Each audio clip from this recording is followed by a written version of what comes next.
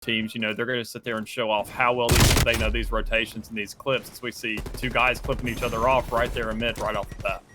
Well, starting off here, map number 1, raid hardpoint. First hill on the map, congestion heavy. However, it is going to be the side of the CU Ravens, who do go ahead and get that first little bit of time. The big thing here, of course, Mick, we talk about rotations all the time in hardpoint, but most specifically here on raid, it's one of those maps where you need to get out and rotate extremely early, 25 to even 30 seconds of time in advance to go ahead and get yourself the preferred side spawns, because we know how difficult it could be to go ahead and break across the map, especially since raid kind of has a different dichotomy on hardpoint compared to a lot of the other maps because of how far spread out across the map these two different points are, especially when we talk about piece 2, 3, and 4. Yeah, and I completely agree with you on that. You know, instead of how most Black Ops maps kind of follow the suit of having a 3-lane kind of format to them, this one does follow that sweep, but it also sits there and kind of elaborates on it by giving each kind of lane a zone of itself. So, you know, you do have over there by the pool, which is very wide open. You have over there on Spiral, and, you know, over there by rocks, everything. And all of that does come together to sit there and create such a diverse kind of map. We do have, you know, a bank and all kinds of different areas where these kind of transitional spots into each zone is so narrow, so it still kind of, you know, brings back the whole formatting that we're used to, but make it a little bit more. Oh, better Dro. That is the way to start off the game there. 3 spree inside of the kitchen. Going to allow the side of the CU Ravens to go ahead and hold a majority of the time. 47 wisely backs off in back towards the kitchen to allow the teammates to come over the top with those long-range shots to go ahead and find those initial kills. So a great hold, a great rotation for the side of the CU Ravens, the number 11 ranked team, showing out here early on. 47 reads the spawn in the back. RU Black, though, do have those rotations over towards the garage hill. Are they going to be able to make it stick? The first line of defense here for the side of RU Black already getting cut down. Yeah, these guys are already holding down this point over there in kitchen. They're trying to get it as best as possible. As we see, you know, these guys are already ready for this next point. It's a little bit slacking in terms of how you said it needs to be 30 to 20 seconds ahead of time because of how wide range the map is and how far apart everything is. But we do see these guys ever see you try to push them from that side on garage and just trying to get that hole there, which they do get to sit there and shoot clips. But overall, these teams are really reducing it out right here with how much kind of cover there is in this small area. Hybrid with a couple of kills on screen now. 3 in a row, looking for a couple more players pushing up through this gym area. It has been the side of RU Black who's been able to hold down at least the lion's share of the time thus far. About 20 seconds have ticked off the clock. CU Ravens now trying to get back in towards their line of defense and maybe make a push here, but through this, it's really been RU Black kind of just pushing around through the gym and making sure that they can get out and get these initial kills from the side of the CU Ravens pushes that have really held down the hard point for themselves. And again, it was a slow start, and albeit they have a little bit of a disadvantage right now, getting basically a full 60 on garage, not having anybody from the CU Ravens actually push over towards that garage side for about 25 seconds left. It's going to be Quantic here with a huge one-on-one gunfight over towards back jungle. That's actually going to basically either determine the spawns for the side of the CU Ravens or basically give RU Black the majority of time here to start off for P number 4. Yeah, we do see P number 4. It's very set up, and it's such a way to where you need to go ahead and get that initial touchdown. You need to hold those corners. You need to sit there. P4 is a very unique spot. You see a lot of guys. You'll see one man on. You'll see a lot of guys, you know, kind of wandering around and getting those hits on the sides, or you'll see a whole team set up on the court because it's so wide open. It's so much kind of corner base and holding down those positions that you could see the whole team stacking on it, as we do see you holding it down right here, making sure that right off the bat they sit there, they have 2 guys on it, and they have 2 guys wandering, and they're trying their best to sit there and lock down that staircase, because being it's in the corner of the map, it's very hard to hold down, and if you get enough frags on it, you can easily contest this. Incredible team push there from the front at the beginning of that break. It was the CU Ravens who got up through that initial time in through poolside. They get the spawns over towards the basketball court now as well, and this actually could work well for them for P5 as now we rotate in towards this middle map. It is going to be Hawk who finds that first kill, but more importantly, RU Black have the spawns over towards the side of Kitchen for P2, and of course, if they do opt to play for P5 and P1 through the basketball court side spawn, it is going to allow them to have easy accessibility through middle map, and of course, when we eventually get back to that P2 of Kitchen, they're potentially going to be able to rack up a ton of time if they can keep these spawns. And look at where the side of the CU Ravens are on the map right now. It was about a 90-point advantage for the side of, for the side of CU Ravens at the beginning of this hardpoint game, basically completely flipped on its head. RU Black, for the first time here inside of this series, inside of number 1, they've got a lead, and they've got themselves in the hardpoint until the break, of course, comes back from the side of CU Ravens. The clock is falling. Yeah, they've done a great job with this so far. They've sat there, they've let them get the lead, but that's all right. They've sat there knowing that they can excel in other points. They're utilizing this to the best of their ability. They're getting those large rotations, which you do have from P3 to P4 and things of the such. And with it switching on such a large side of the map, you have to get those even earlier rotations with even more time to run. And so they're allocating your teammates as best as you can. And these guys so far have done a really great job of doing that, getting this comeback. You know, not able to hold it down on these initial points, as we've seen where the CU Ravens had that initial kind of momentum going. But overall, RU can sit there and show that they can retaliate and keep the game going as long as possible. And this will be down to those last couple points right there in that transitional period where it'll determine our winner here. Two incredible teams this year inside of CCL Season 3. RU Black now on the forefront of this push. CU Ravens on their back heels. Quant taking towards the hill. Hawk going to be able to find some shots, but won't be able to find the kill. The reinforcements for the side of the CU Ravens are here, but look at Hawk inside of the hill. Been able to stay alive for at least 10 to 15 seconds. Red will eventually go ahead and make sure that he finds his demise. However, now pushing back in towards this hill, it should be the side of RU Black who can go ahead and at least get a little bit of time here. Contest will be there, but look at player number 5 on the mini-map right now. That's going to be Red flanking all the way back around through cutout into the spawn of the side of the CU Ravens, and that's actually going to be huge because that spawns RU Black all the way, excuse me, that spawns the Ravens all the way across the map. They're gonna have to push right through the front door. 4 players in, the push comes through. It's 2 down for both teams right now. Trades back and forth. Spawns, it's gonna go to the side of the CU Ravens. And, you know, that's crazy how they sit there and managed to do that because we did have Black already making that push over there in the back. We had Red doing a great job of getting those flanks, getting those spawns set up, not exactly trying to engage anybody, knowing how close that clock is. He decided trying to avoid those engagements, avoid getting picked off, because in the larger scheme of things, those spawns are a lot more important if you can get those trades and get your teammates there as a whole and sit there and see the other team run to the other side of the map. So that was a great push by them, but the Ravens made such a great push on it right there that it kind of diminished all the work he just put into it in that last point. Last time we saw the rotations, it was the side of RU Black who got to P4, or excuse me, P3 early. This time, the Ravens now looking to go ahead and rotate just a tad bit earlier as well, but they're pushing up through middle map, and they're going to have some really, really difficult gunfights here, especially with the players already set up in the power positions inside of the garage somehow.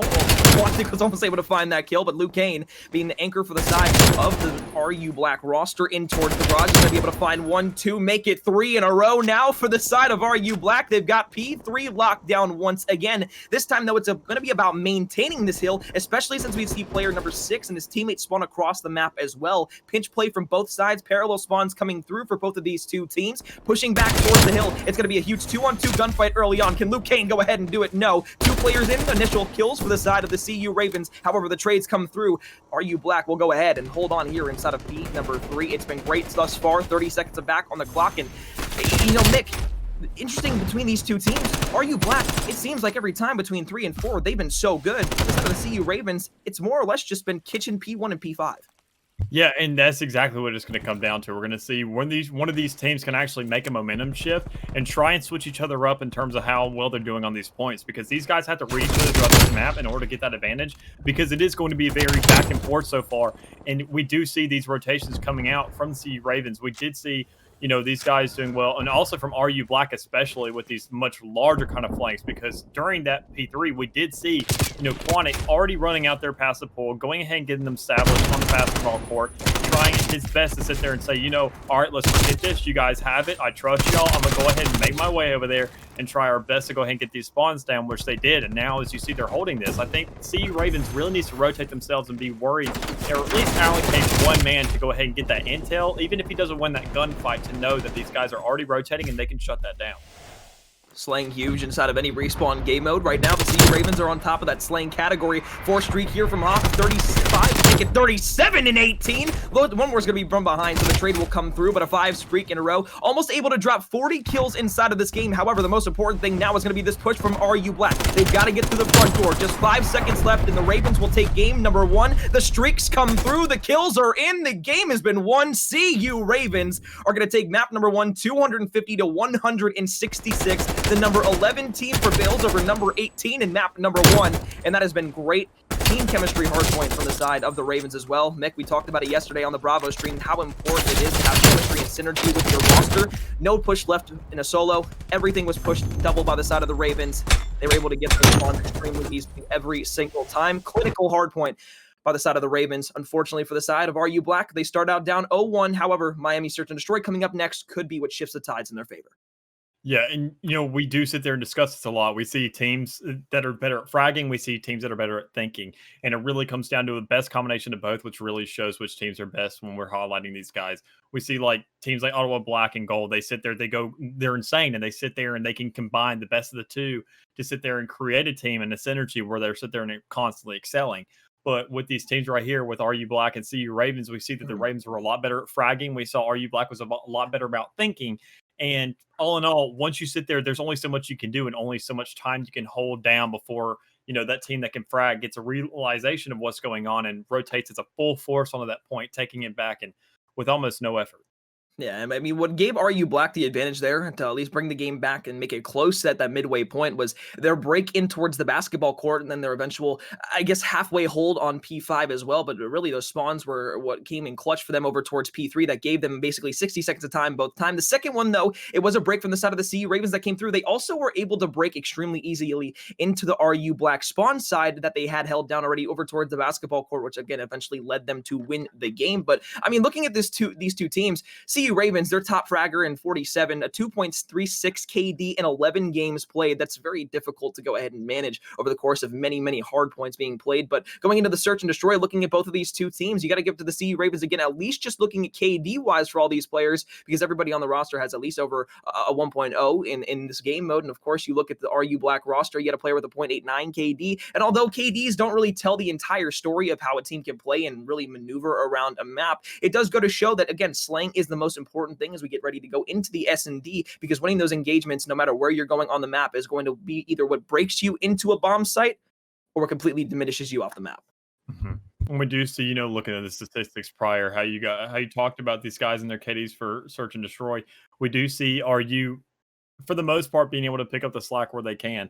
They may have not been able to excel in hardpoint, but once you sit there and get into a search and destroy situation, it really comes down to a lot of factors. You don't get the aspect of these rotations and these spawns because spawns aren't a thing. You sit there, you get one right off the bat, and you have to fish it out for that round in order to get that point. And if you don't sit there and follow through with your team and make sure to get those trades and take advantage of those numbers, it's not going to matter how well you know the map. It's not going to matter how well you can sit there and rotate your team. It matters of whether or not you survive, get the bomb down, and either get it detonated or get it defused. And that's really what it comes down to. And speaking on Miami, this is one of the best maps to showcase that. It allows that team that has all the tactic advantage and has all that knowledge with it being such a large ranged map. Yeah. Sadly not seeing snipers this time around because that's one of the best plays that you can make in such a large map with so many kind of height advantages. But other than that, it's going to nonetheless show these teams what they're capable of and bring the best kind of environment for these teams to showcase each aspect. Well, I know we talk about how we're missing the snipers in this sort of competitive environment. However, if anybody's ever been playing league play over the course of the last couple of weeks, you know how annoying the sniping can be on Miami with the overkill classes that are going.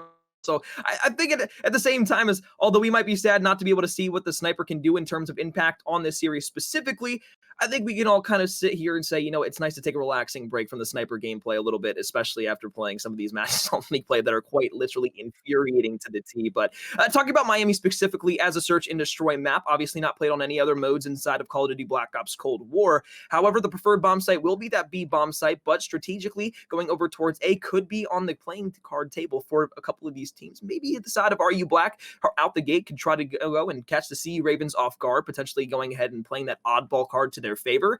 It'll be interesting to see, Mick. I mean, when you do look at this map comparatively between the A and B bomb sites, obviously B is the preferred as we were just talking about, but what makes A so compelling to a lot of teams? It really comes down to the teams that feel the most comfortable with those wide open engagements. You do have right there, it's near the beach, it's so close over there, and these teams have to sit there and look at each other and be able to sit there and win those head glitch fights and things of the sorts because over there on B side, everything's so close, it's so contested, it's so claustrophobic, Yeah. and it's so close to that spawn for the attacking side that it feels like it's almost inviting you to come in. But once you sit there and make that decision to transfer over to A, the team's able to pick up on it quickly when they realize that there's not a quick initial push on B. So if you're not confident enough that your team can be quick enough to set up over there and get those angles, so whenever these guys do come to retaliate, you're probably not going to get the best of them. But if you know you can set that up and you believe in your team, showing that real chemistry aspect coming in, it's usually a pretty rewarding experience overall. Yeah. I mean, with Smokes not being in the game, with Snipers not being in the game, and players following the GAs, I mean, both of these two teams, obviously, just from the power rankings alone, we know how much of talent these rosters have.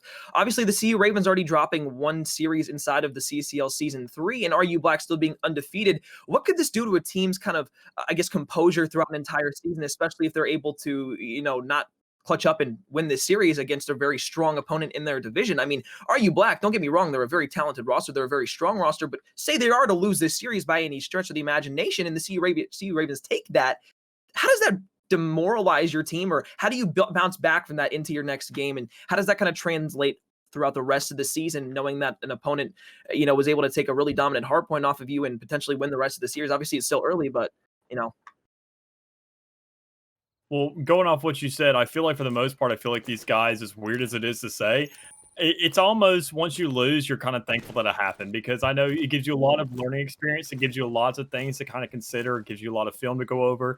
And it sits there and lets your team think of a way to sit there and say, hey, maybe we're not perfect. We finally have some film that we can see to where we made mistakes. We have things we can work on. And so we don't just sit there and go through this whole season looking like we're undefeatable when we face all these higher seeds. And once we get into the qualifiers, if we get around to that, which looking like both these teams at this point could be, they're going to sit there and have things to work on. They're going to have a couple more games under their belt in order to work with each other and figure out what's going on.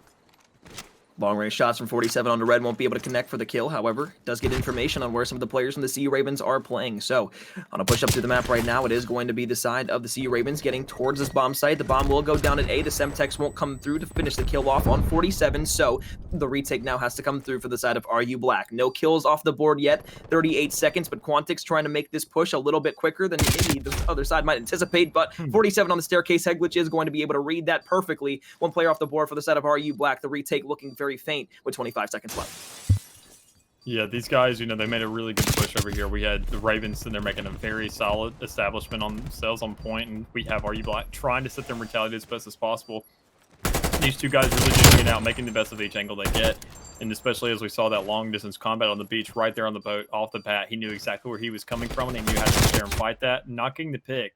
But CU Ravens getting most of them, which, includes all four guys to close out this first round, which, really ended up benefiting them and helping these guys out. Streaky made a great play there at the very end of the round. It was a 1 versus 1 there, and well, they could have gone ahead and clutched up the round there. Unfortunately, though, for the side of RU Black, it was the side of Streaky who made that great play of just escaping, playing the time left, knew that the other player had gone down on his roster with about 12 seconds left, and knew that the player wouldn't be able to hop on bomb in time without him being able to check it and get that kill off of the bomb. So played behind the corner, waited to jump out to see if the player had hopped on the bomb, wasn't there, was able to find the kill there, and of course end the round. CU Ravens take a good round 1, they go up 1-0, but more importantly, we see our first A push of the game on offense. And since they were able to win that so dominantly there inside of that round, they could be going there again. Yeah, and I think, that's fully capable of these guys. They sit there, we do see RU Black making a push over on B side this time around, which, it is nice to see each team kind of highlight each side of the map. It's not as fun to sit there and see B side the whole game. So to sit there opening up with A and trying to get that initial pick and, defense winning that, offense winning that, I'm sorry. But after this point, it's just really nice for them to sit there and try their best to, manipulate the map, get a feel for how each team plays on each side to get a read as the course of the game goes on and figure things out. 1 versus 2, bomb in hand. Red, last alive for RU Black. An opportunity to win an offensive round, but more importantly, get the team on the board. Both players from the side of the CU Ravens, although spread out on the map, very close, and able to go ahead and find a respective trade. But however, play number 1 is going to be there. The bomb isn't going to go down just yet. They're both on the side of the wall. Oh, is he going to hop over and be able to sneak right into the sights of Red? Oh, this is heartbreaking because we can see it perfectly. 47 just sitting on the back side of the wall. Player number 5 in Red is going to be getting that bomb down. 47 hops over the wall, gets the shots in the back. The CU Ravens take round number 2, 2 up in the search and destroy. And oh my God, those type of plays just, they make your skin crawl because it's just so intense, and you're just so tense, you're just clenching, you're just like, oh, please turn around, just please somebody jump over the wall, let's get this engagement. But none of that's gonna happen. Player number 1 in Red's gonna go ahead and get that bomb down, but unfortunately we're able to finish it through. Great round for the side of the CU Ravens. They get their trades, and of course, most importantly, they clutch a 2v1. Yeah, and as much as we want to see that combat go down, I feel like 47 knew exactly what he was doing. He's already looking really good, going 3-1, getting a 2 streak that last round, really showing up for his team and showing why he's captain of these guys. And I think he made better decision making in that situation, saying, all right, let's wait it out. Let's see if I can hear defuse by any chance, or just see if I can pick up any audio cues, because I know he's going to be around there. I have a wide open angle towards A site, and he's not going to have enough time to rotate at this point. So let me check it right before there's enough time on the bomb, because he has to get it down, because he ain't coming to me. Look at player number 3 in middle map. Draw your attention. Looking for a potential wrap back through middle map from the side of RU Black over towards B, with their defensive position has been set up, and Quantic's going to get some really unfortunate timing there. Wasn't able to sneak around the corner and find any players from the side of the CU Ravens. So that's going to be complete A control for their roster. Already a 4 versus 3. Now the retake from RU Black has to come through, but it's going to be very, very quick, and it's going to have to be very easy for them because if they're not able to find at least 1 or 2 first picks within the first 10 to 15 seconds, this round is basically a complete and utter L. But oh my god, can he hop on the Ninja defuse? He hops on the bomb. Nobody's checking it. The shots come through, and finally they'll be able to find the kills. And now a 4 versus 2. Shots from Luke in middle map. They'll be able to spot him out, have the information on that player. Just looking around. Red's going to try and make a flank onto Hawk, but the player in the shots from middle map are going to be too strong. Red left alive in the 1 versus 4. Won't be able to do it. Won't be able to find the kills. It's going to be another round of the CU Ravens. I love their initial take right there. I love the way CU Ravens moved in on that, and I love the reaction that we had from one of those RU players. So there, it almost felt like a SEAL Team 6 mission. They were sitting there so stealthily on the outside, coordinating themselves onto that point, saying, go ahead and get that bomb down. And as soon as they sat there and had a man check on it and said, okay, they're over here, and tries to get out of there because he knows he's in a 4v1 situation at that point, he's already dead. He's already out for the count by that time. And it was so strategic. It almost felt like it was divine intervention like that. Like it felt like it was planned for the start. And it's so nice to see this energy come together, and these guys coordinate pushes like that, and that works so well and end up, just playing into their favor so nicely. First kill off the board once again for the side of the CU Ravens. It's going to be another 4 versus 3 early on here in round number 4 of the Search and Destroy. Folks, if you're just now joining us, 250 to 167 was the final score in map number 1. The CU Ravens now up 1-0 in the series. And if you direct your attention to the very top of the scoreboard, you can see that left box that is white for the side of the CU Ravens goes ahead and divines the map score for each of these teams in the best of 5 series. They're up 1-0 thus far. And now as the site over towards B is going to be the offensive push, it is going to be a 3 versus 2 here for the side of RU Black. Now make it a 3 versus 1. Struki last alive in the 1 versus 3. We do see these guys having to go through a lot of rotates here. We saw that default on defense come out, but we see RU get the best of them right there. CU couldn't exactly retaliate in the way they wanted to. They couldn't get those setups.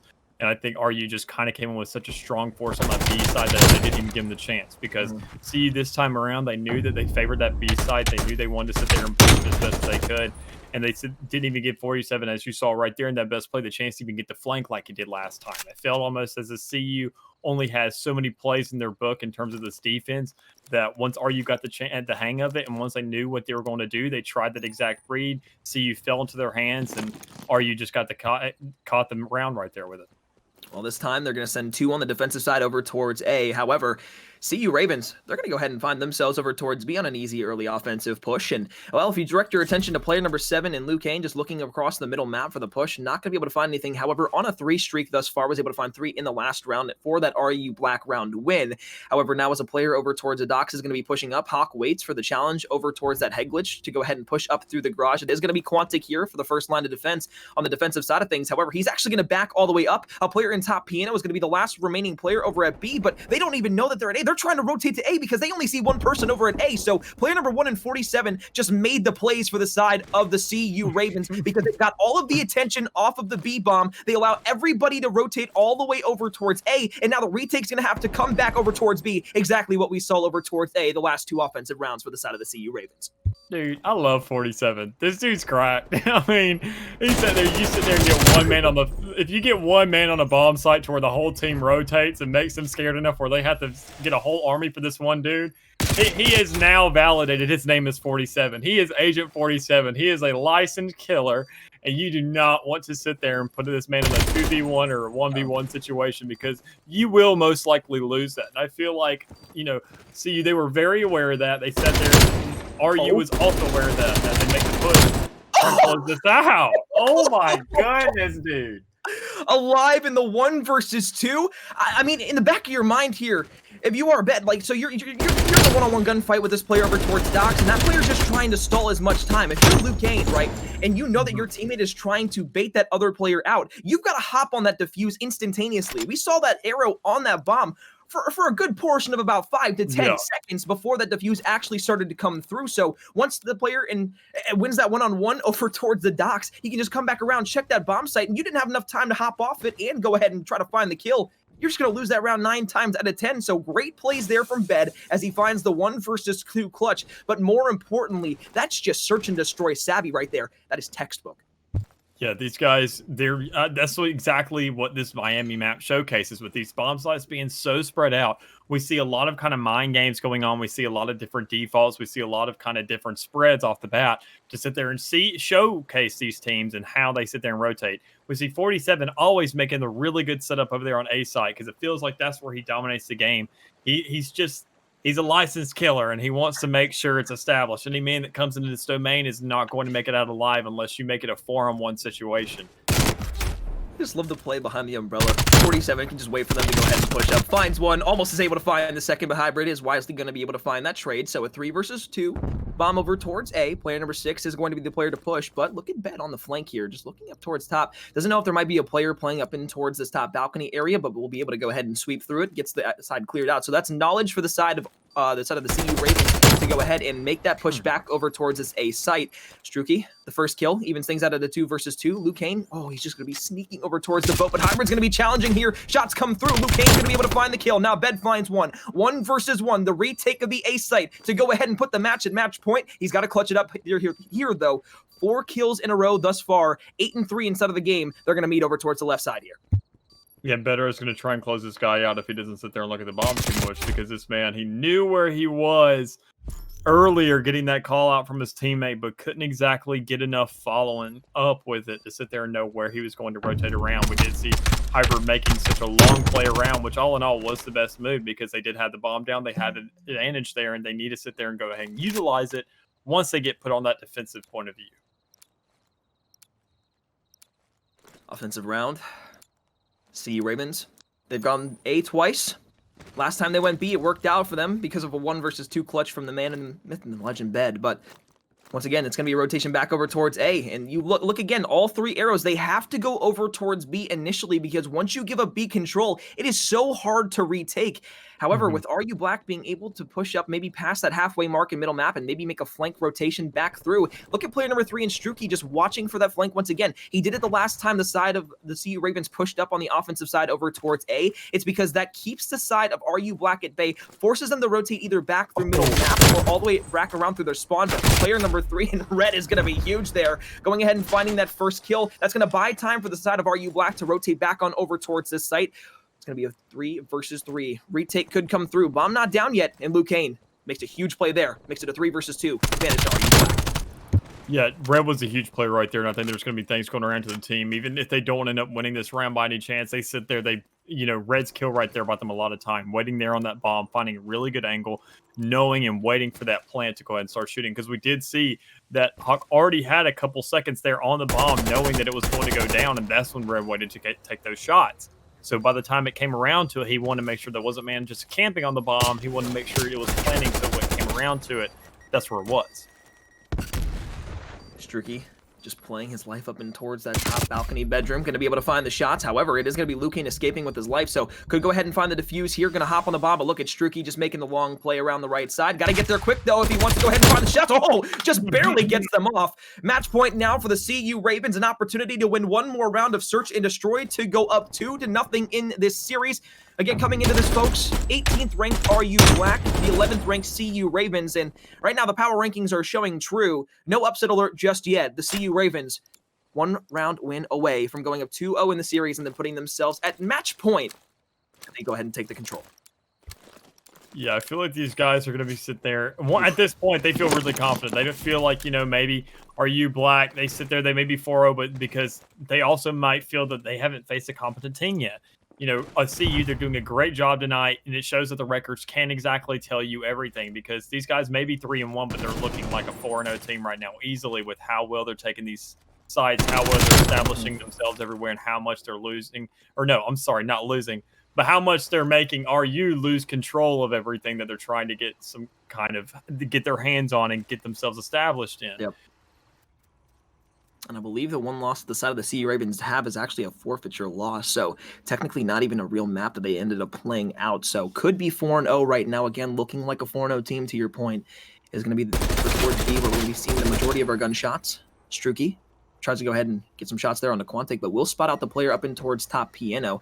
Hawk just laying down on the staircase looking for a flank player through garage. However, he's going to get some unfortunate timing as he hops up the staircase here to be able to find the kill there onto one, but that's going to allow a couple of players from the side of RU Black to push up and through. Hybrid will find the kill. Now jumps off the top rope of the staircase, almost RKOs the player out of garage. However, teammate comes through from the trades, backside flank comes through. 6-2 victory in the search and destroy. Man, CU Ravens just looking way too good here. These guys, you know, great hard points to start things off too. A 2-0 lead going into the control. You've got to feel great about your chances here going into the next map. Yeah, these guys are just looking way too good. Like CU Ravens right now, they're sitting there, they're calling all of RU stuff out. They're sitting there, they're making them literally look silly with how they sit there. Just one man, just Agent 47 by himself can disrupt the whole team.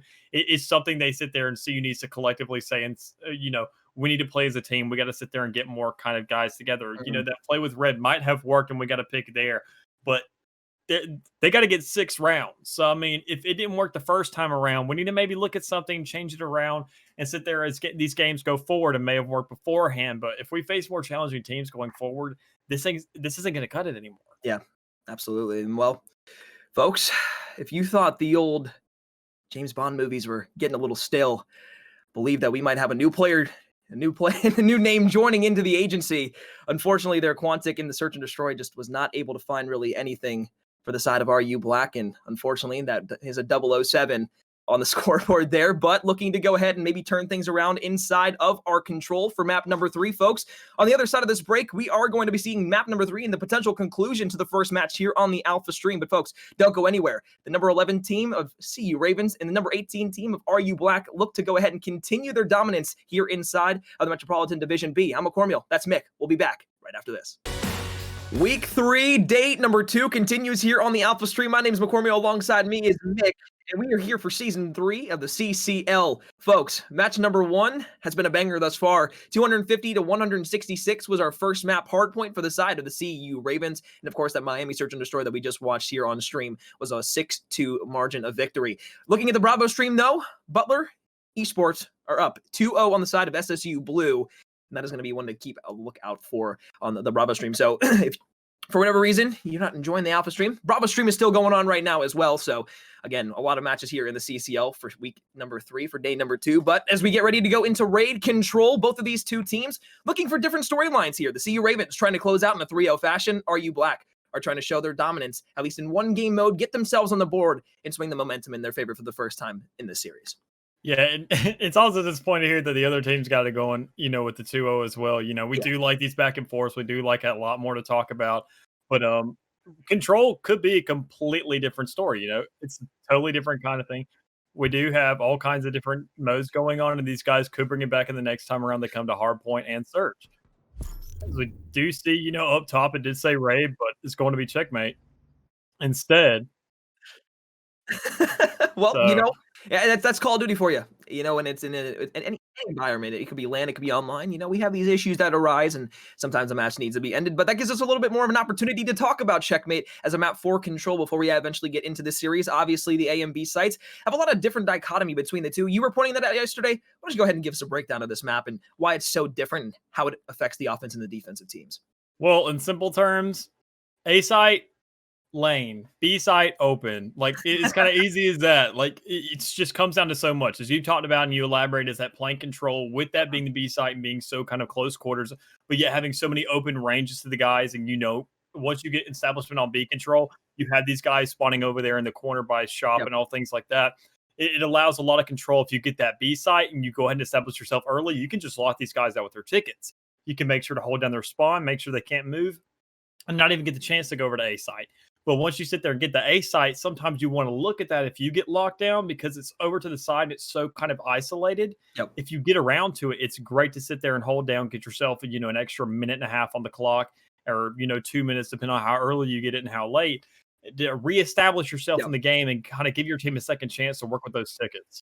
Yeah, well, defense, the preferred side on pretty much every single control map inside of Call of Duty Black Ops Cold War. On the defensive side first, it is the CU Ravens.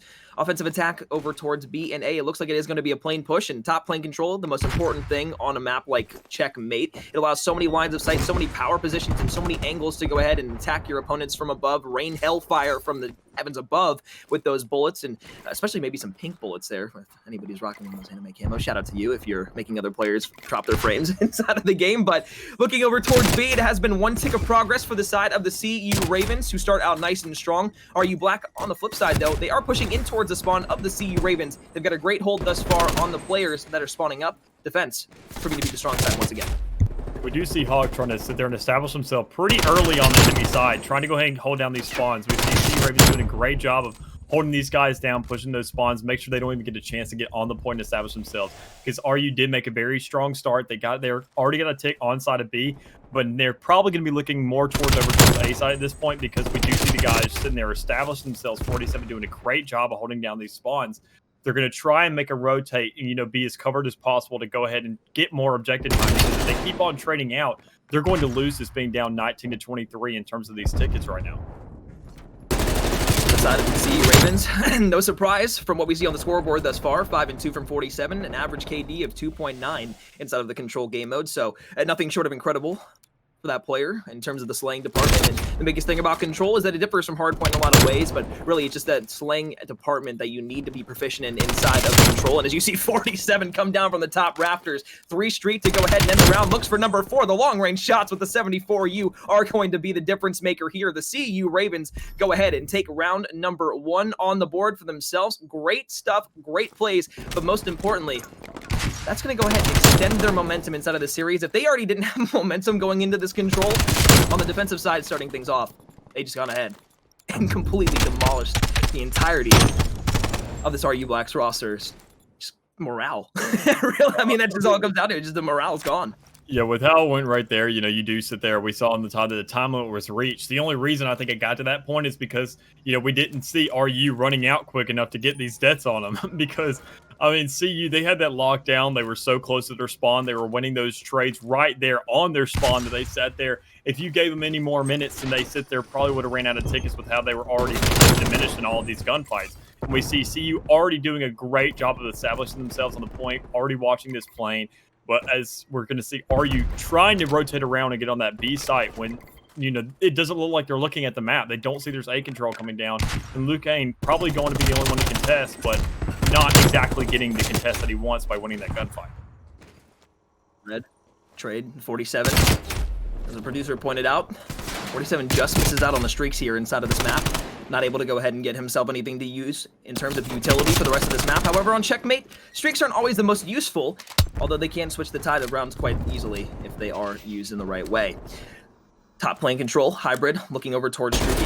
Pushing up, not even going to find any shots on that player, and as Bed hops up towards the top lane, wins a huge one-on-one gunfight. The M4 just so good on a map like Checkmate, allows you to play up close and personal with the high fire rate of this weapon, but also the long-range shots are great as well because of its headshot multiplier and its high DPS output with it being in that AR slot. Struki on the point, they're going to have 1 tick captured, stacking the point now. That's going to be 2 ticks at A, progress continuing to go through. If you're on the side of the CU Ravens, you're loving this because you're able to walk away from this point knowing that, okay, RU Black does get a little bit of time here, and they are going to get 2 ticks. You're able to retake that with relative ease and now have an opportunity to be on your back foot looking to head over towards B to make sure they don't even get 1 tick over there, because once B goes down, A is already basically the easiest site on the offensive side to take on this map, but if you lose B, it's going to be very, very difficult for you to go ahead and win a round. I think RU still, though, they have a fighting chance inside of this round. They sit there, they have a little bit of control of their own A side. They're going to try and finish it up here, coming up pretty soon because they want to look at that time. They do have the lives advantage right now, and anytime you do have a live advantage, you want to sit there and take advantage of that because that may be the last breath that RU has right now and actually staying in this competition, utilizing that, as we do see them trying to clear up this A site right now and following through with that, because if they do, they can sit there and now focus themselves completely on B, just focus on winning these trades and not have to allocate so much to split themselves apart and finally push as a team in order to sit there and win these trades. Almost a turn and burn there from Hawk there on the Luke Kane, but live stayed for the side of RU Black. So an opportunity for a hold here on the defensive side of things, even though the stick from the teammate, that has got to hurt because that is a huge power position to give up. Top right plane wing, especially looking directly into the spawn of the CU Ravens on the defensive side is very difficult. But now you're all the way back in your spawn. You've got to get up the map. The spawn traps are going to be there. However, they're going to need to get at least the first couple of wave kills to go down. But now you got 2 ticks of progress at B. The push comes through. Hawk, who's been shooting nukes all game long, going to be able to find another one. Hybrid comes through for the trade. Another player under middle map is going to be Streaky. Looks towards the spawn. Players trading in once again. 47, the last player there. 45 seconds left in the round, so it's not like we have to rush to the point. 5 lives and 6 lives remaining for each team, respectively. The CU Ravens just need 1 more tick at B, and that's going to be a huge first kill from 47 and Hawk to go ahead and push them up towards the site.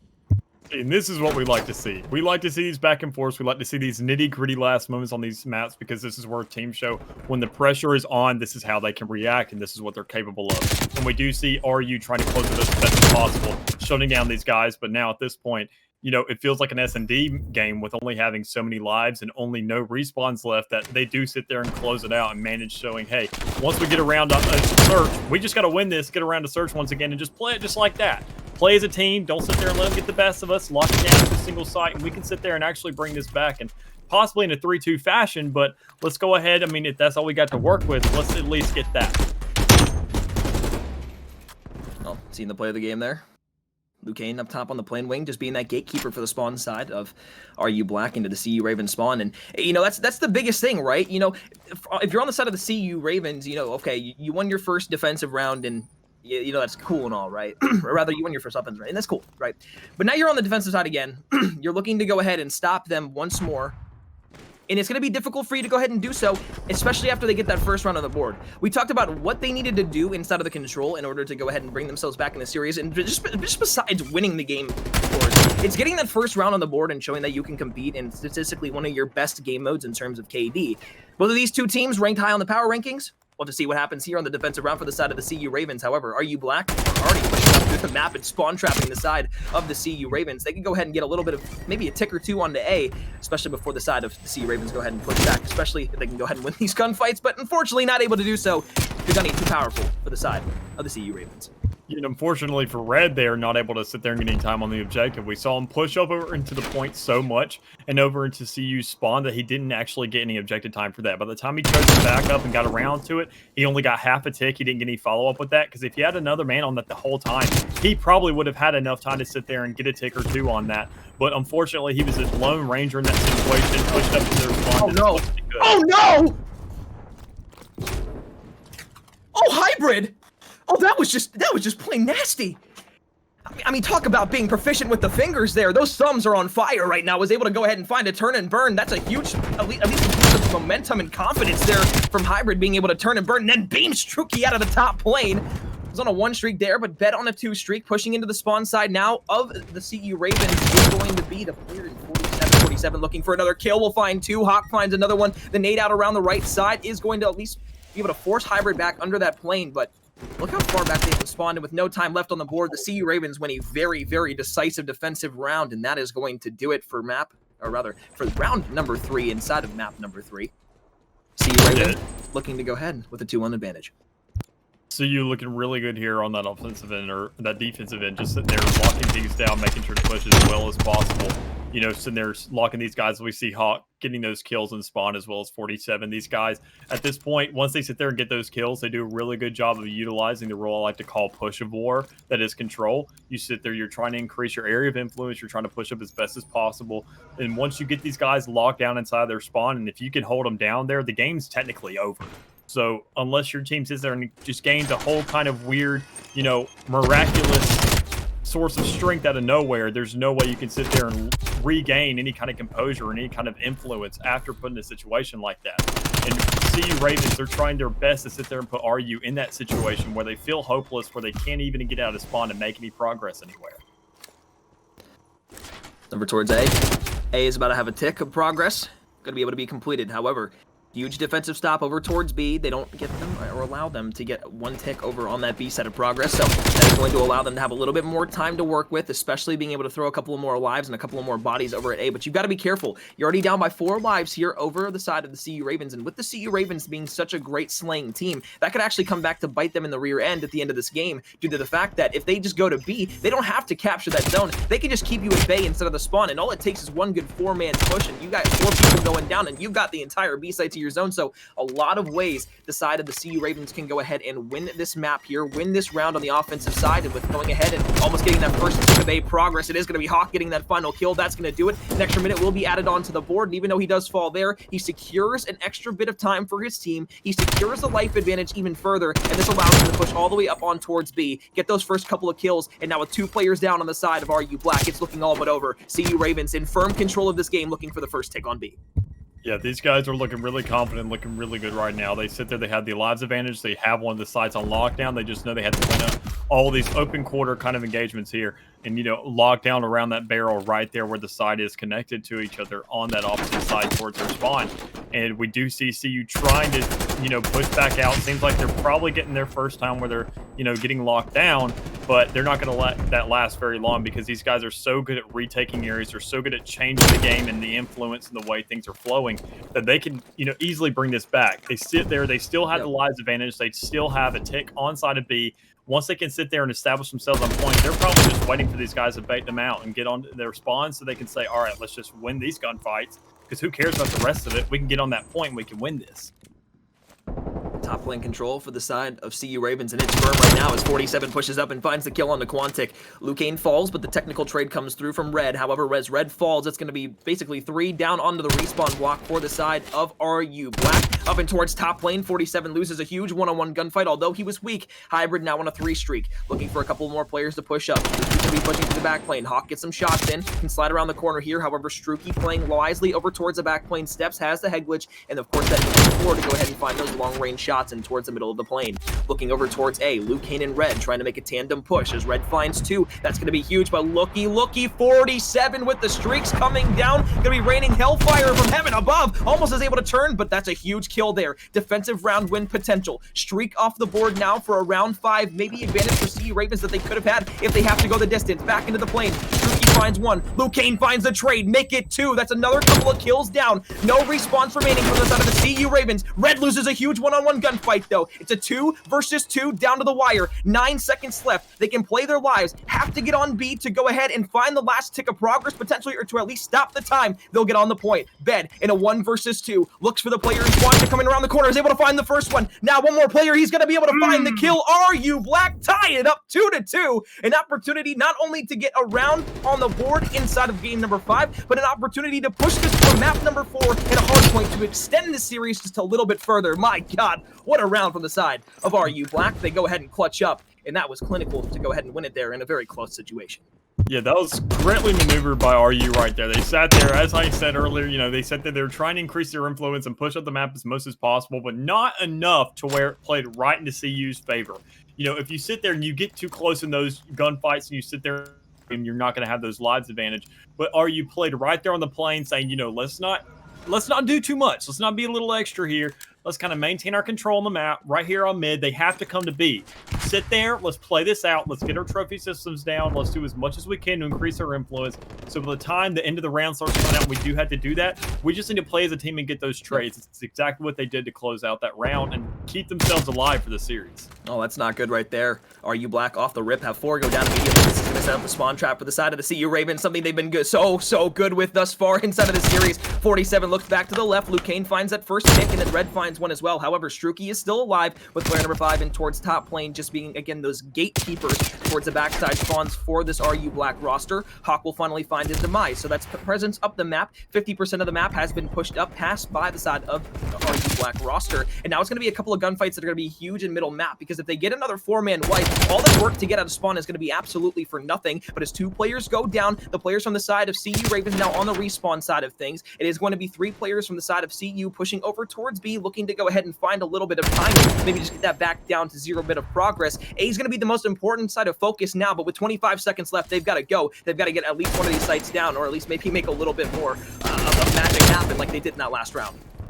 And I just want to mention what Luke Kane's doing right here. This man's trying to be the front hand guy of all these encounters right here. We saw him sit there and clutch out that last round, doing those trades there, you know, getting those doubles and doing what he can to sit there and keep this game alive. And we see him going 33 and 20 right here while still establishing himself on the point, literally telling the enemy team, yo, I'm here on A, come for me. I want to sit there and win these engagements, and I want to sit here and keep us alive.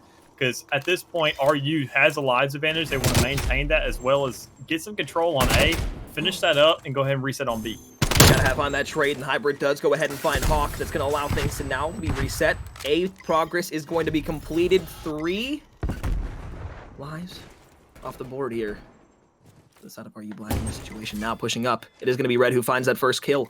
Rutgers University have an opportunity to go ahead and find a little bit of control here. 47 jumps down from the rafters, though, is able to take down Hybrid, and that's one thing we didn't be able to touch on this game thus far. It's the fact that if you get top lane control, you have such an easy advantage on the defensive side of things to go ahead and jump down onto the B site and be able to find a player's demise very, very quickly. But now, over towards the back, player number 4, Luke Kane's going to get some huge shots there from 47, but as Hybrid finds the trade, it's going to make things a 10-8 advantage. 50 seconds left. They can play the life advantage, but as Hawk finds a kill on the side of the plane right there, that's got to be a gunfight that you win if you are a player on the side of RU Black. However, 3 lives separate these two teams. Offensive round for the side of RU Black has actually worked out in spades for them thus far. Hybrid finds another kill. 4 lives remaining, now making no lives remaining for the side of CU Ravens as they've got their last respawns here inside of the game. 47 picks up 1. 1 tick of progress at B has gone through. The first gunfight there for 47 is going to be used, though. He'll stay alive and then find the trade there onto his teammate of Hybrid.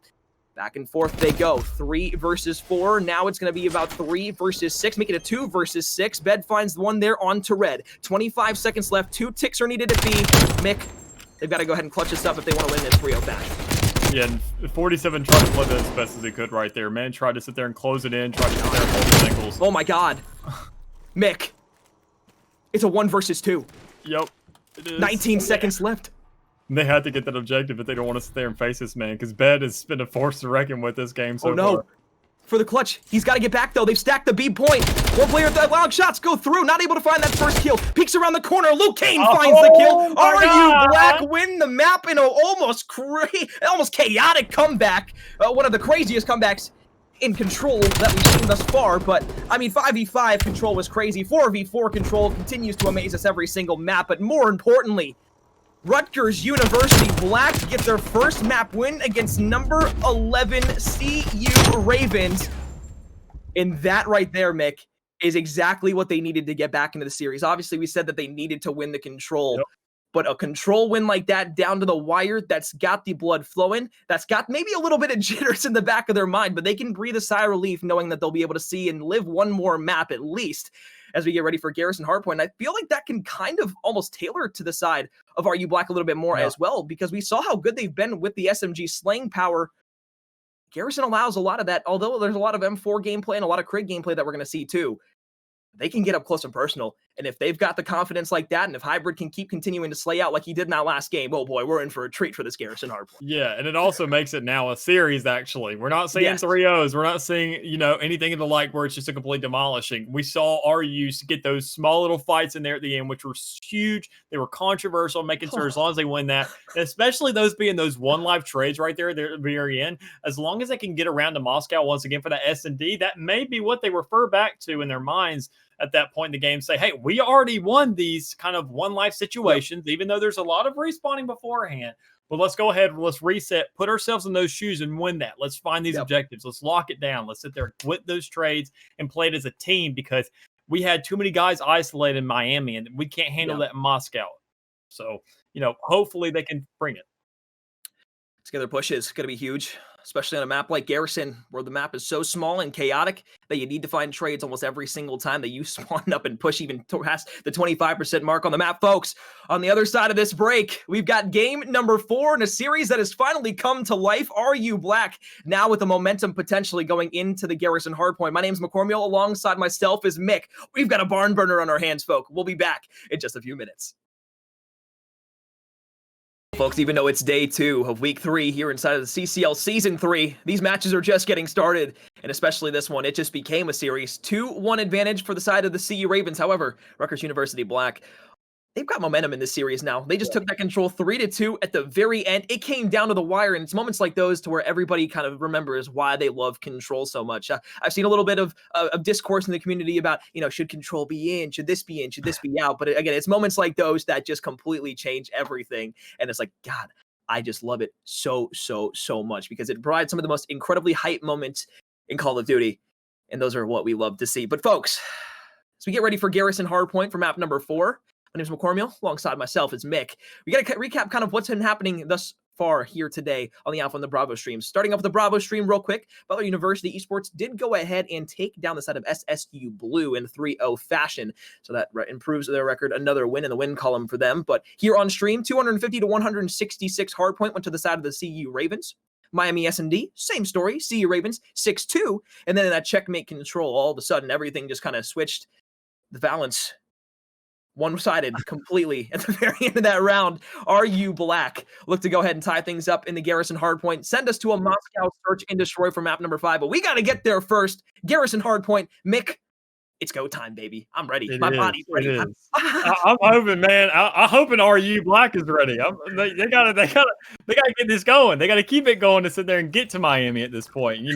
Garrison's a great map to do it. We see a lot of upfront kind of combat going on in this kind of map with it being so lane based and so kind of narrow, just a lot of tunnels. But CU Ravens already closing out. I'm just kidding, but. Very quick defeat for RU Black there. Darn it. But overall, just Garrison's a very interesting map, and it's really going to showcase these guys in these gunfights. It's very, narrow. There's a lot of tunnels there. It almost feels, it's just 3 lanes. It follows very traditionally into what Treyarch stands for in terms of their multiplayer maps, in terms of what they do just overall. And this is those kinds of maps that showcases how these players can sit there and line up in these small gunfights. How well they can manipulate the map and hold down these angles, not just on the point, but leading up to it to choke these other teams out. At the beginning of the game, I was like, oh, this Garrison map, I can't stand this map. But at the same time, then I kind of went back on that thought and I was like, I kind of like Garrison because it promotes team play, as you were just kind of pointing out there. It's the fact that no matter where you're playing on the map, you can control where the other team will be spawning with very, very minute and minuscule movements. It could just be one person on the map that holds down an entire spawn point for a team. For example, over towards P3, when we do eventually get there, having somebody playing in towards that garage, just waiting for a player either to push up through middle map on the right side of that tank or coming through that hangar side around from trash, that can go ahead and hold your team the entirety of those spawns for 60 seconds at a time. You can get a full 60 on P3 just having one player there and having a couple other players running their one-on-one gunfights either over towards dark or in towards tools. So there's a lot of power positions, a lot of spots a lot of players are going to be playing at. But the most important position that we got to talk about on this map, either top green or the bridge, and those two are very, very, very intertwined with the control that they have. However, it's such an incredibly difficult spot to get control of, but once you have it, oh, baby. Yeah, and just backing up what you say about P3, it's huge. And unfortunately for RU Black, they sat there. They've already kind of established themselves, as we saw them raid earlier. They're very good about these rotations. They're very good about finding these long flanks, maneuvering themselves around the map and getting themselves into that next position. But Garrison, CU Ravens could close this out right here. Unfortunately, if RU Black doesn't step it up, because of how close quartered everything is. You can sit there. If you see a choke coming around from garage, it's not like raid where if you're crossing around and pull and you're already there over there on stones and stuff, you can't see that. But on, say Garrison, for example, to get to site 2, you have to cross through green. You have to go up there on the balcony and the catwalk. You have to sit there and go into the enemy's line of range to sit there and actually get where you need to be. So there's not very much kind of sneaky maneuvers that can be played in this map. And that may play out of RU Black's kind of disadvantage here because we see them playing very stealthily, especially in that control match with those last couple picks they had going on and things of the likes. And that is going to be the determining factor for them, I feel like, with how they've been playing so far. SMGs are also going to dictate this map a very staunch amount as well.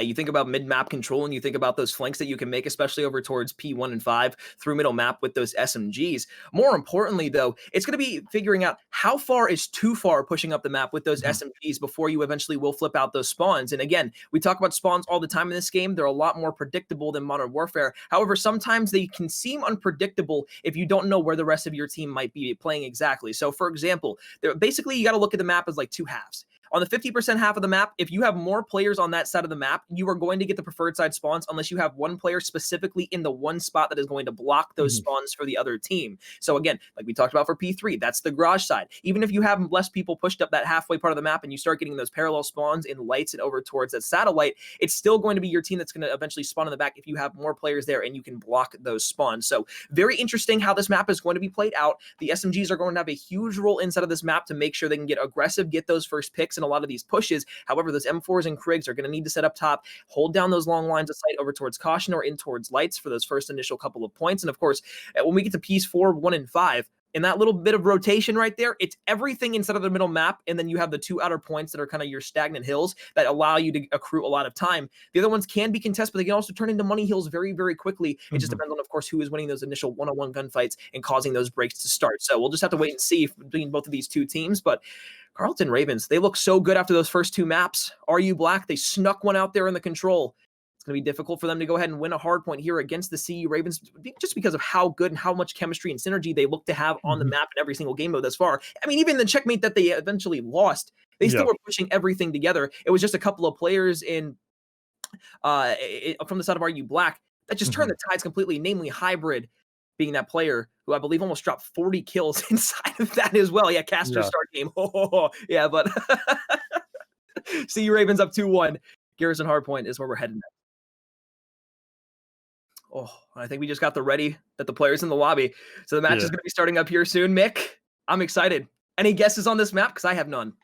All right. Well, logically, so far, what we're seeing, got to go for CU. But praying we see RU kind of step it up here because I would love to sit there. S&D is personally my favorite mode, and I would love to see it to come around back to that because it almost feels like a constant game of chess with guns. And it's just so, it's so nice to see, especially with how we saw them maneuver themselves in Miami. Absolutely. Well, this game is slowly starting to load up. We're booting into the game. Folks, I hear a little bit of a ticking in the background. That means the timer is starting. So the game is eventually going to be starting here. But as we continue to just kind of hype this matchup just a little bit more, let's put the stakes on the line here. RU Black, number 18th ranked in the power rankings. CU Ravens, number 11th in the power rankings. If somehow RU Black is able to push this to a game number 5 and then eventually take that game number 5 for themselves, that would knock the CU Ravens down a significant amount in the power rankings. That's an upset that would be heard all around the CCL, especially early on here in the season. Because the CU Ravens, although 3-1, again, we talked about it beforehand, it was a forfeiture that they had lost. So both teams technically at 4-0, if you kind of count that forfeiture as a potential win for the side of the CU Ravens. But here on the Garrison, we've got gunfights, we've got trades, we've got first bloods. 47 able to find 2 right off the rip. The shot punches for the second one. And of course, the trade will come.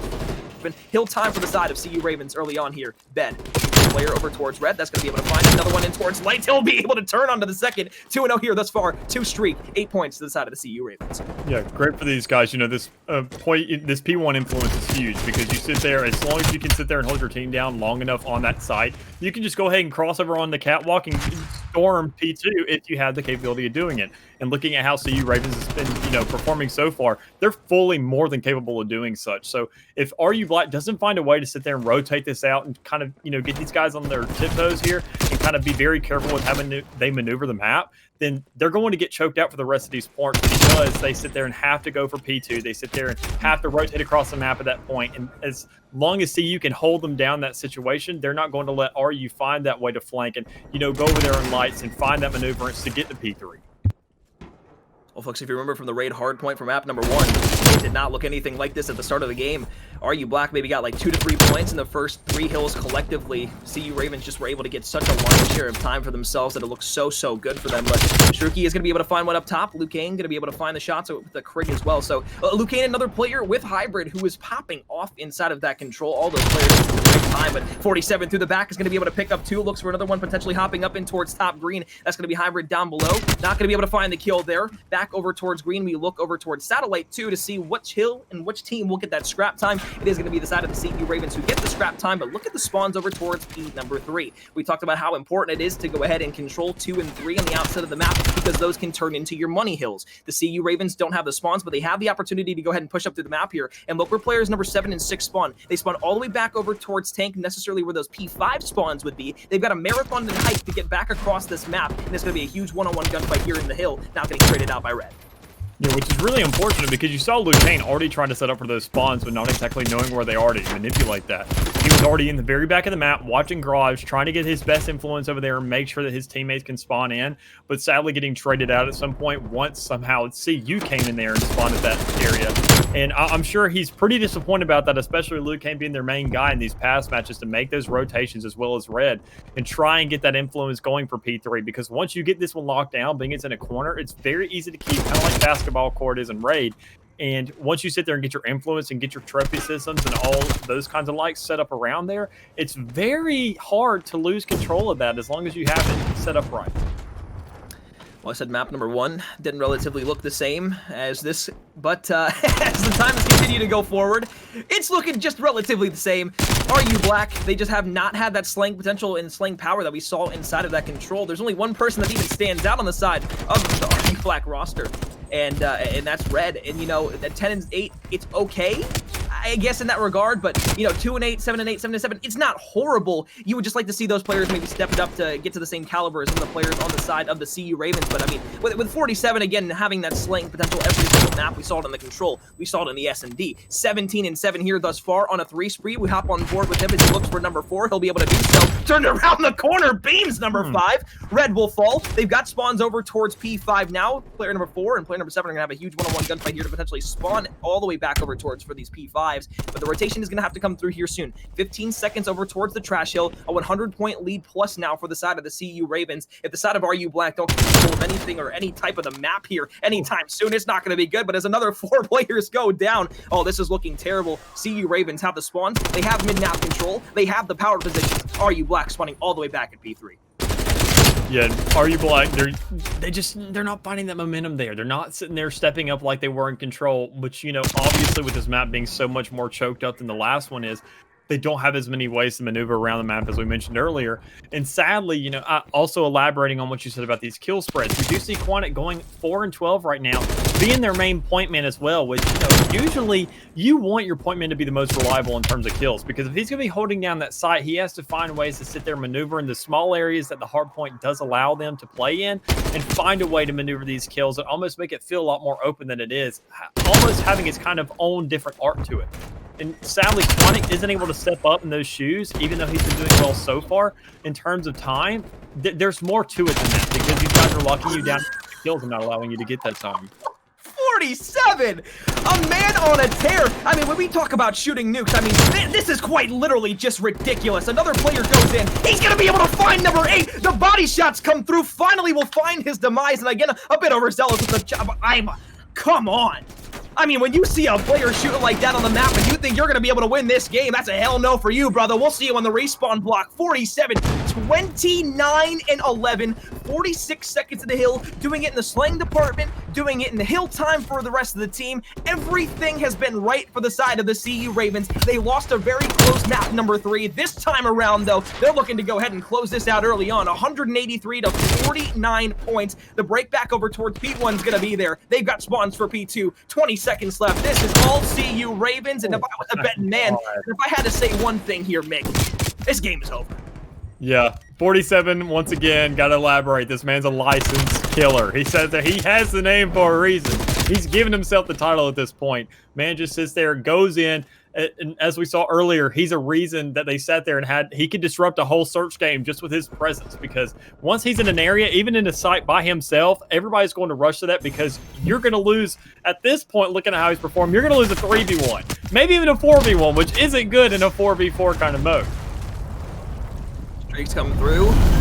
Attacks now in. 3 more go down. 192 to 54. There's a couple players left there, but I mean, 35 kills. This game has gone on for less than 2.5 minutes in terms of time ticked off the board. Neither of these two teams are relatively close, but 47 on another 6 spree. Almost able to find the last one, but a team kill comes through. This guy is absolutely nuts. I mean, if you didn't know the CU Ravens before this match, well, now you do. In 47, the captain of the team, the man, the myth, and the slaying legend here on Garrison. Looks for a couple more. There's the 40 bomb. 205, 63. RU Black now on the back burners. Side of the CU Ravens have spawns for next. Oh my goodness. Can he jump the 50? I mean, that's really all you got to be asking yourself at this point, because you know it's damn well possible. Yeah, and Jesus Christ, just looking at CU Ravens here, they're going off. They said they're 47, already pushing up. He's sitting there, probably going to pick off red here easily. You didn't make the prediction, no money match to it. But the dude's just sitting there showing himself up. He's sitting there leading the charge of this, going 42 and 16, getting more objective time than most of these players on the team. You combine two of those players over on black, and it still doesn't add up to 47. He's getting that time on the point and getting those kills. And this dude has established himself as a captain, because if he didn't have it by now, he better have it after this game. And he's put himself in a stone statue for this team right here after this match, just establishing himself, running in another kill streak, just putting salt in the wound. He's insane. 77 points. Are you black? They do have themselves on the hill for the time being. Hawk and Struki, though, on the backside. There with Bet as well. We'll go ahead and find 3 down. So another push over here towards P3 isn't going to commence. They're actually just going to try and spawn trap them in the back. So middle map control for the side of CU Ravens once again. 47 looking into dark. Is going to be able to find at least a little bit of information for the team, but the shots aren't going to be able to come through to find that eventual kill. And EKIA right now, I guarantee he's got at least 50 on the scoreboard, but in raw kills, he's trying to do the same. 230 to 88, 20 points will get them the win. 46 seconds left in this hard point. It's great thus far. 47 with another kill, though, trying to attempt yet again another streak. 10 seconds. CU Ravens looking great. They're going to take this series most likely 3-1, improve their record to 4-1, and take RU Black, the 18th ranked team, off the board. 47 up top. Shots raining from hell above. It's going to be teammates in the hill flying around for the trades. However, 47 is going to meet his demise, and the RU Black roster will hold on just for a little bit longer. They've got, I mean, you got to give it to them. They've been trying to hold this one out for as long as possible. They don't want to get a 100-point club, and that's it. They're not going to. I guess that's the starting position for that team. They want to establish that at least, because, you know, if they're going to get shut down like this by 47 in this match, they do not want to sit there and make sure they get sub 100, because that is just salt in the wound. That's creating more wounds just to put salt in. It's just, it's brutal for these guys, and they're going to sit there. Hawk's not even going to sit there and establish himself on the point. He's just going to go ahead and say, you know, we'll let the game ride out for a little bit longer. It seems like they're just fluffing their KDs at this point, because it's just, we know that they have it locked down. There's unless the most miraculous thing in CCL history comes down, where these guys sit there and lock them to 249, and CU literally ends up kicking their own butt with her own boot. But I highly doubt that's going to happen. 47's probably got a score streak or something in his back pocket to throw out if it gets too hectic. But overall, you know, I feel like at this point we just go ahead and start closing it out, because this is not good. Break back in towards the hill. Hawk's going to be able to find one. All the kills coming through. Quantic's actually going to be taken down by 47. There it is, folks. CU Ravens, Carleton University Ravens, 250 to 143. And while that score does not go ahead and show you how just incredibly far apart this game was between both of these two teams. I mean, 47, multiple streaks inside of this game. Body shot time and time again. Oh, I didn't even see this on Yeah. Oh, yeah, my God. We didn't see this. Man, straight up just... I mean, my body is convulsing right now just from how incredible that last match was. But, folks, RU Black, unfortunately, will fall. Undefeated no more. 4-1 will be their record. Still a great record. Mm-hmm.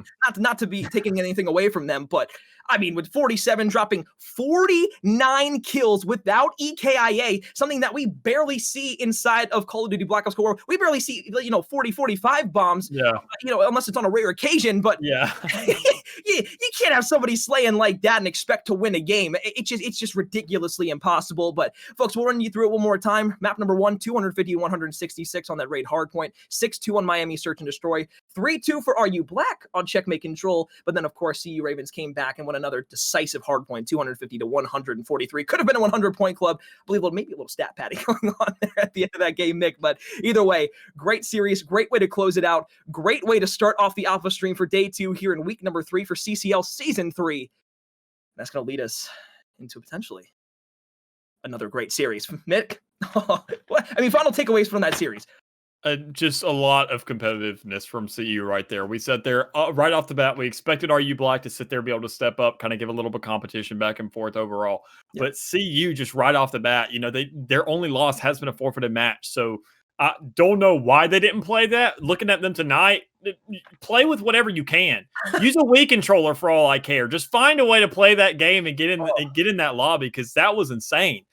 You know, these guys going forward, like if they don't make it to automatic playoffs somehow, we don't know how the rest of the series is going to work out. But if they don't make it to playoffs, they are going to be one of those showcase teams when it comes around to these playoffs and these qualifiers to get to that stage, because I mean, just looking at how they played today, 47, like, he's a walking advertisement for Hitman because that's exactly what he is. He's just slaying back and forth. Get this man a fire extinguisher. He'll find a way to kill a dude with it. It's insane.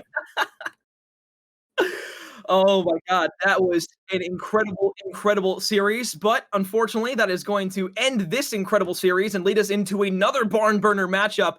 Folks, next up here on the Alpha stream, well, I think you're going to be in for yet again another brand new treat. Number 16 UCF, the E4 Knights taking on number 9 FSU Garnet. Again, two teams vying for positions on the power rankings, two teams vying for positions in their division to go ahead and reign supremacy and, of course, make it in towards that second part of the season where in stage 2 they'll make it into the best part of the bracket and eventually potentially get into that top 4 qualifying position to automatically advance to playoffs without having to play in those regional qualifiers. However, we'll just have to wait and see which one of those teams can come out on top. Folks, it's going to be the two men, myth and legends, taking you through this next one coming up next on the stream. But, oh my God, folks, ladies, gentlemen, boys, girls, you're in for a treat. Proper casts coming up with Seymour after this. Number 16 UCF taking on number 9 FSU Garnet. It's going to be a good one. We'll be back in just a moment.